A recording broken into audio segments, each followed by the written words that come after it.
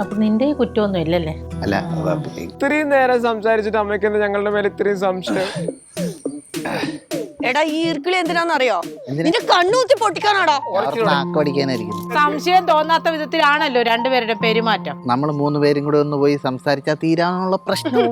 നീ എങ്ങനെ രണ്ടുപേരും അങ്ങ് പോയാ മതി, ഞാനില്ല കേട്ടാ. എന്തൊരു എക്സ്പ്രഷൻ. സത്യത്തില് അവരിങ്ങനെ വിളിച്ചപ്പോഴത്തേക്ക് എനിക്കങ്ങനെ പോവേണ്ടി വന്നു. ഇനി വേണോ നീ മതി പണി എടുക്കൂടോ? ഞാനാണോ വല്ലതും ചെയ്തത്? ഉറക്കം അങ്ങോട്ട് ശരിയാവണില്ല. അതെന്താ നിനക്ക് രാത്രി ഉറക്കമില്ലേ? ഒന്നും പറയണ്ട. ഏട്ടൻ ഇന്നലെ എന്നാ പരിപാടിയാ കാണിച്ചത്? വെറുതെ പച്ചപ്പാതിരാത്രിക്ക് കയറി വന്ന പെങ്കൊച്ചിനെ പേടിപ്പിച്ചു. അത് കിടന്ന് കാറി ഞാനും പേടിച്ചു പോയി. എടി അത് പേടിപ്പിക്കാൻ വേണ്ടി ചെയ്തതല്ല. ഞാൻ വരുന്ന ബസ് ലേറ്റ് ആയി പോയി. എൻ്റെ ഫോണാണെങ്കിൽ സ്വിച്ച് ഓഫ് ആയി. അപ്പം ഞാൻ എന്താ വെച്ചാൽ നിന്നെ വിളിക്കാനും പറ്റുന്നില്ല. ഞാനിവിടെ ജനല് വല്ലതും ഇവിടെ ബെല്ലടിച്ചിട്ടാണെങ്കിൽ കേൾക്കണ്ടേ? നിങ്ങൾ ആരും വരും. അപ്പം ഞാൻ എന്ത് ചെയ്ത് ചുറ്റി നടത്തുന്ന ആ ജനല് തുറന്ന് നോക്കാൻ വേണ്ടി പിന്നിലേക്ക് പോയതാ. അങ്ങനെ ആ കൊച്ചുണ്ട് പേടിച്ചതാ. എനിക്കറിയാം ഇപ്പം അവളവിടെ വന്ന് നിൽക്കും. അതിലെ മുട്ടിയാ പോരായിരുന്നു ഏട്ടാ, വെറുതെ പുറകുവശത്തൂടെ ഒക്കെ വന്ന്. എടി വെറുതെ എല്ലാരെയും ബുദ്ധിമുട്ടിക്കണ്ടെന്ന് വിചാരിച്ചിട്ടാണ്. നീ അടുക്കളയിലല്ല അധികം ഉണ്ടാവും. അപ്പം ഞാൻ വിചാരിച്ചു നീ അടുക്കളയിൽ കാണുന്ന വെച്ചാൽ ഞാൻ ചുറ്റി അങ്ങനെ ജനലിൽ അടുക്കളേൻ്റെ ഭാഗത്തേക്ക് വന്നത്. അത് കാരണം എന്താ മനുഷ്യന്റെ ഉറക്കവും പോയി. ഇപ്പൊ ദേ രാവിലെ എഴുന്നേറ്റിട്ട് ഒരു സുഖവും ഇല്ല, കണ്ണിൽ ഉറക്കം നിൽക്കുക. ഞാൻ പിന്നെന്താ കാര്യം വരാൻ നേരം വൈകിച്ചാൽ കുറച്ച് കാശിന്റെ കാര്യങ്ങളൊക്കെ റെഡിയാക്കാനുണ്ടായിരുന്നു. അടുത്ത മാസം മറ്റേ കൃഷി ഇറക്കണ്ടേ ചേനേന്റെ, അപ്പൊ അതിനൊക്കെ വേണമായിരുന്നു. വളമൊക്കെ വാങ്ങണം. അമ്മ എന്ത് പറയുന്നു? അമ്മ എന്ത് പറയുന്നത്? ഇപ്പൊ ഒരു കൊല്ലം കൂടി കഴിഞ്ഞ് അവളെ പഠിത്തം കഴിഞ്ഞ് ഇനിയിപ്പോൾ അവള് വന്നു കഴിഞ്ഞാൽ ഇനിയിപ്പോൾ അതിന്റെ കാര്യം ഇപ്പൊ രണ്ടാമത്തെ ഇനിയിപ്പം അപ്പോഴേക്കും അവളെ +2 കഴിയില്ലേ. ഇനി അവളെ പഠിക്കാൻ വിടണ്ടേ? ഡിഗ്രിയുടെ ഒക്കെ എടുപ്പിച്ചേച്ച് വേഗം കല്യാണം കഴിച്ച് വിടണം. പെൺപിള്ളേരൊക്കെ ഇപ്പൊ ഇവിടെ കണ്ടില്ലേ, ഓരോരുത്തനെ കണ്ടപ്പോ ഒരുത്തി ഓടി പോകുന്നത്. അതുപോലെ നമ്മുടെ കൊച്ചുങ്ങൾ വെറുതെ പേരുദോഷത്തിന് ഇട ഉണ്ടാക്കാതെ. അവളുമാർ അങ്ങനെ പറയിപ്പിക്കുന്നത് അവൾക്ക് എന്നെയും നിന്നെയും ഭയങ്കര പേടിയാ.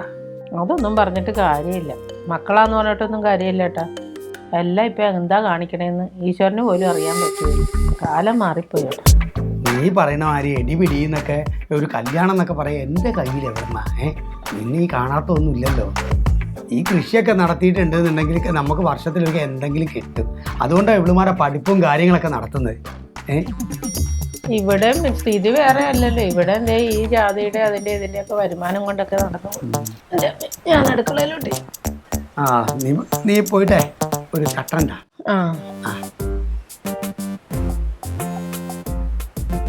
ഇത് കൊച്ചുങ്ങൾക്കൊക്കെ എന്തെങ്കിലും കണ്ടാൽ മതി പേടിക്കാൻ. ഒന്നിനൊരു മനോധൈര്യം ഇല്ലാത്ത നിങ്ങളാ.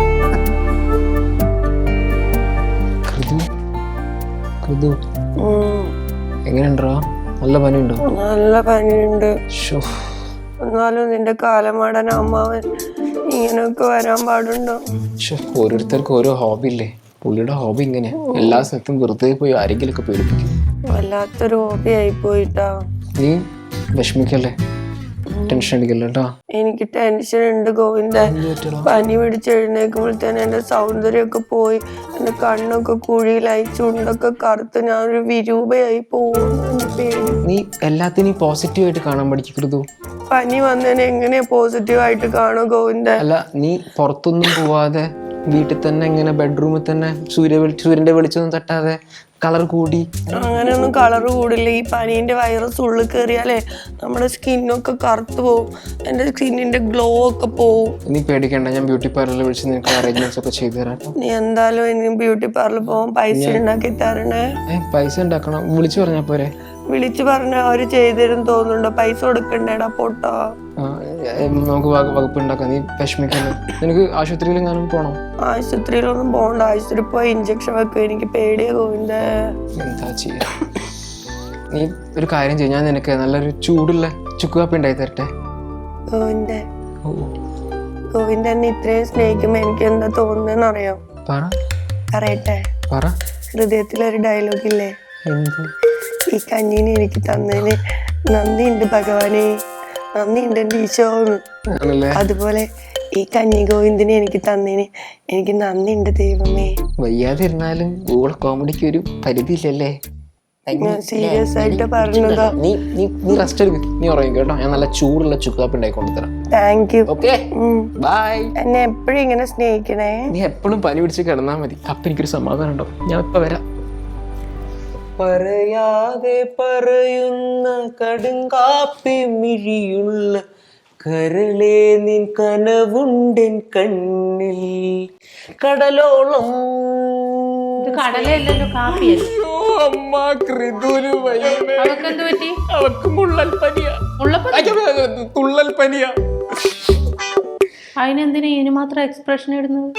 അല്ല, പനി പിടിച്ച ഒരാൾ കിടക്കുമ്പോ നമുക്ക് പിന്നെ അത് ഇങ്ങനെ ഉള്ളിൽ. എന്റെ ഭാര്യയല്ലേ. പനിയായിട്ട് ഒരാൾ കിടക്കുന്ന അതിന് ഒരു ഗ്ലാസ് കട്ടൻ കാപ്പി ഇട്ട് കൊടുക്കുന്നു. അതിനും മാത്രം വലിയ ആക്ഷന്റെ ഒന്നും ആവശ്യമില്ല. ഇത് ഞാൻ ഉണ്ടായിക്കോളാം. ഇത് ഒരു ഭർത്താവ് എന്ന നിലയിൽ വളരെ സിമ്പിൾ ആയിട്ടുള്ള കാര്യമല്ലേ. ഞാൻ ഐ വിൽ മാനേജ്. അമ്മ പോയിക്കോളൂ. I will do. അപ്പൊ നിനക്ക് അടുക്കളയിലൊക്കെ കയറാൻ അറിയാല്ലേ? ചില സാഹചര്യങ്ങളിൽ ഞാനിങ്ങനെ ഉത്തരവാദിത്തങ്ങളൊക്കെ ഏറ്റെടുക്കും. ലോക മഹാത്ഭുതങ്ങളിൽ ഒന്നായിരിക്കും എന്റെ മോനിങ്ങനെ അടുക്കളയിൽ കയറുന്നത്. ആണല്ലേ.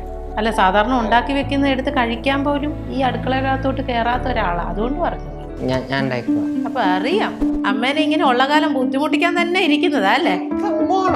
ഇപ്പൊ പെണ്ണും പിള്ളക്ക് വന്നപ്പോ കട്ടൻ ചായ ഇട്ട് കൊടുക്കാനും കട്ടൻ കാപ്പി ഇട്ട് കൊടുക്കാനും ഒക്കെ അറിയാലോ. അമ്മ ഇവിടെ പനി പിടിച്ച് കിടന്നായിരുന്നു ഈ കഴിഞ്ഞിടയ്ക്ക്. ആണോ? ഒരു ഗ്ലാസ് പച്ചവെള്ളം പോലും എടുത്ത് തന്നില്ല. എന്റെ മനസ്സിലുണ്ട്, എന്റെ മനസ്സിൽ. അയ്യോ പെണ്ണുങ്ങല്ലേ, അമ്മ ഇനിയത്തെ പ്രാവശ്യം പനി പിടിച്ച് കിടക്കുമ്പോ ഞാൻ ഉറപ്പായിട്ട് ഉണ്ടാക്കി തരാം. അടപ്രഥമ ഉണ്ടാക്കി തരാം.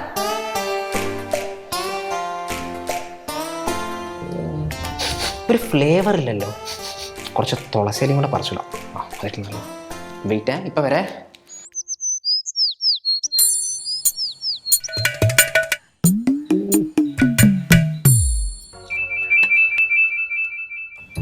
നരച്ച മുടി ഈ അടിയായിട്ട് വല്ലാതെ ഓമന നേരം അങ്ങോട്ട് കൂടുന്നുണ്ട്.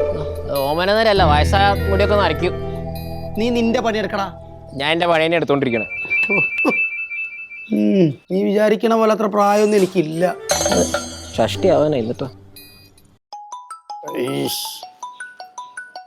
ഒരു പണിയെടുക്കാൻ സമ്മതിക്കില്ല.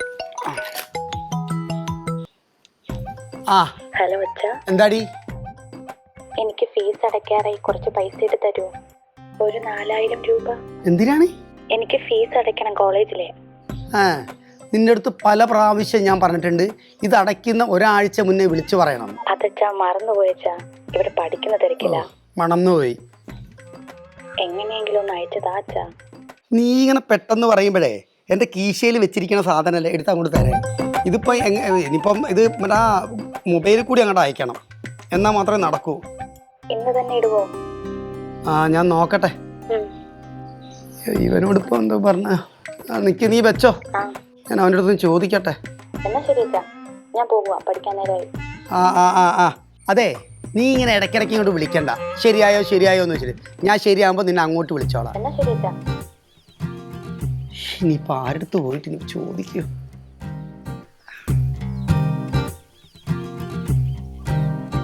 മോനെ ഗോവിന്ദേ,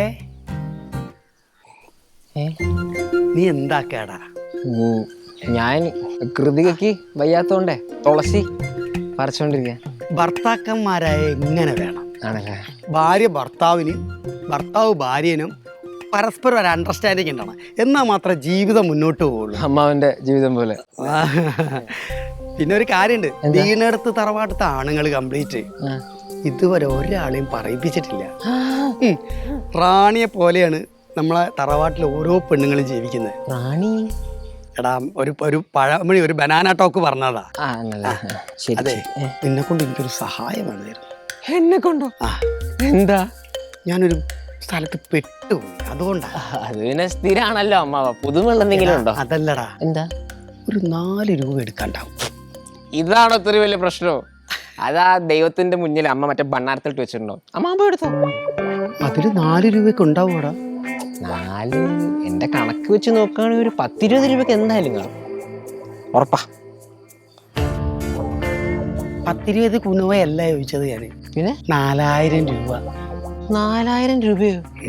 അല്ല, എന്നെ കണ്ടിട്ടൊരു 4000 രൂപ കയ്യിലുള്ള ആളെ പോലെ ശരിക്കും തോന്നുന്നുണ്ടോ അമ്മാവന്? നിന്റെ അടുത്തൊക്കെ ചോദിച്ച എന്നെ ചൂലുകൊണ്ട് അടിക്കണം. അത് വേണമെങ്കിൽ ഞാൻ ചെയ്യാം. ഞാൻ നോക്കട്ടെ ഈ വീട്ടിൻ്റെ ഉള്ളിൽ നിന്ന് ഒരു 4000 രൂപ എനിക്ക് ഒപ്പിക്കാൻ പറ്റുമെന്ന്. ഇല്ല, തറവാട്ടിനെ പറപ്പിക്കാനായിട്ടുള്ള ഒരു സാധനം. Negative energy പോടുന്നു. 4000 രൂപ ഇപ്പൊ കിട്ടിയ തന്നെ ഈ അല കൊള്ളാം. എന്റെ കൃതുവിന്റെ പനിയൊന്നും മാറണേ ദൈവമേ.